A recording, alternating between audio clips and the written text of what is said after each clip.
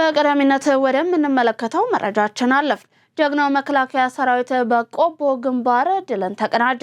ፋኖ እንዲሁም የህዋቱ አርሚ 24 አርሚ 33 አርሚ 31 አርሚ 43 በጋራ በመሰለፍ በቆቦ ግንባር ጀመዶ ማርያም ጎለሽና ጎቡ ጋር በፈጠረው ትንኮሳ ከመከላከያ ሰራዊት ከባድ ኪሳራ እንደደረሰበት ተገልጿል። ፋኖ የህዋቱን 4 አርሚዎችን አስከትሎ ቆቦን ለመቆጣጠር ያደረገው ሙከራ በጀግናው መከላከያ ሰራዊት ከሽፏልም ተብሏል።